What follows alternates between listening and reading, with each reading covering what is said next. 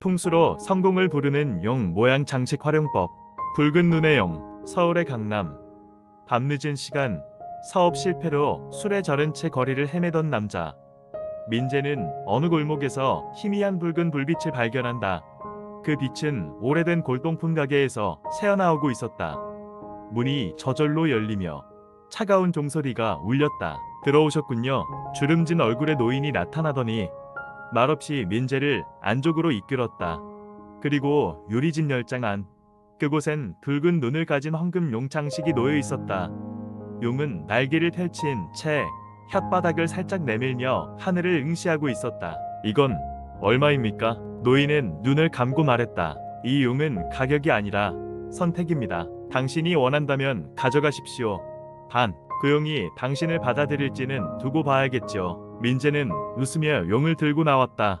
하지만 그날 밤부터 꿈속에서 그 용이 그의 이름을 부르기 시작했다. 민재야, 너는 진정한 주인인가? 용의 시험. 장식을 집 만남쪽 창가, 햇볕이 가장 잘 드는 곳에 두자 놀라운 변화가 찾아왔다. 끊겼던 거리처에서 갑자기 연락이 오고 묵은 투자도 재개되었다.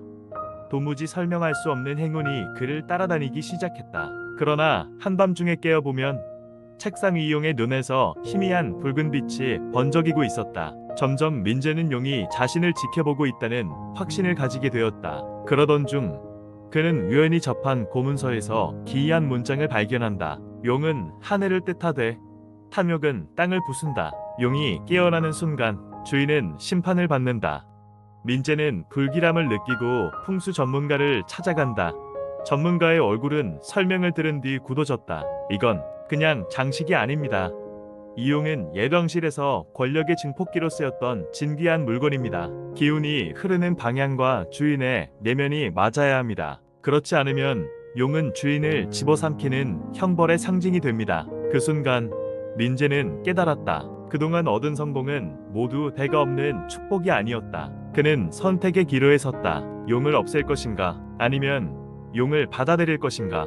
용의 계약. 며칠 밤을 새운 끝에 민재는 용과 대면하기로 결심했다. 향을 피우고 거울 앞에 장식을 놓은 뒤 속삭였다. 너는 누구냐? 내가 뭘 해야 하냐? 그 순간 거울 속에서 용이 살아 움직이듯 피어오르며 속삭인다. 너는 이미 나를 선택했다. 이제부터 너의 욕망은 곧 나의 날개가 된다. 하지만 기억하라. 날개가 하늘을 나는데 쓰이기도 하지만 때론 그 날개가 내 목을 조일 수도 있지.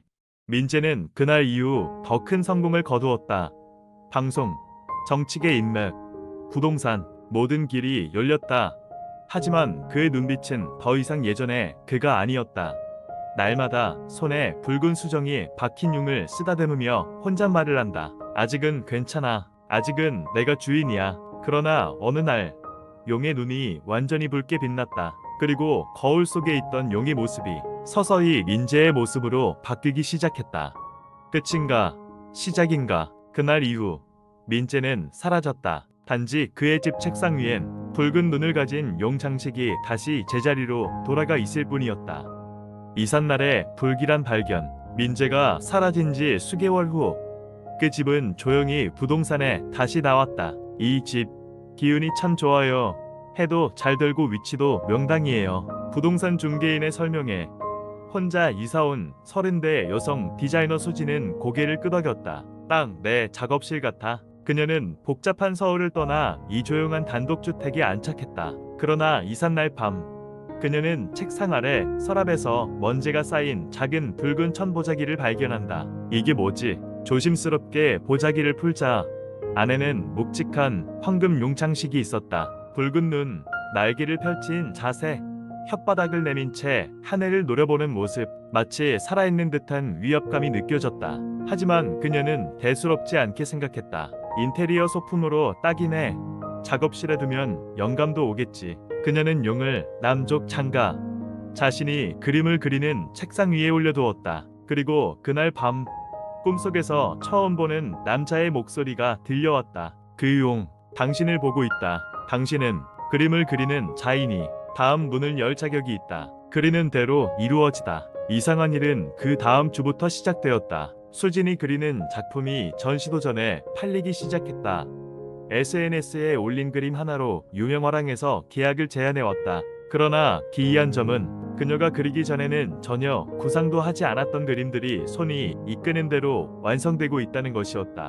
이건 내가 그린 게 아니야. 특히 이상한 건 그녀의 그림에는 늘 붉은 눈을 가진 용이 배경 어딘가에 숨어 있었다는 점이다. 어느 날 그녀의 친구가 한마디를 툭 던졌다. 이 용 마치 널 보는 것 같아.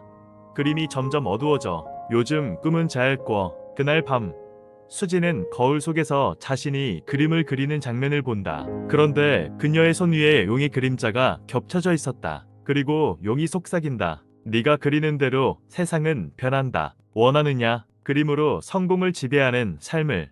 거울 속 계약. 수지는 점점 현실과 환상을 구분하지 못하게 되었다. 그녀는 스스로도 모르게 사람의 얼굴을 그리기 시작했다. 그리고 다음날 뉴스에선 그 얼굴이 사고를 당했다는 기사가 나왔다. 이건 우연일까? 그녀는 스스로에게 묻는다. 그리고 드디어 거울 속 용과 다시 마주한다. 이제 너는 나와 같은 창조자다. 그림은 너의 주문이며 나는 너의 도구다. 하지만 기억하라. 창조는 곧 파괴다. 수지는 캔버스 앞에 앉는다. 손은 떨리고 붓은 붉은 물감으로 물들어 있다. 그녀는 마지막으로 거울을 바라본다. 거울 속에는 용과 함께 붉은 눈을 가진 자신의 모습이 비치고 있었다.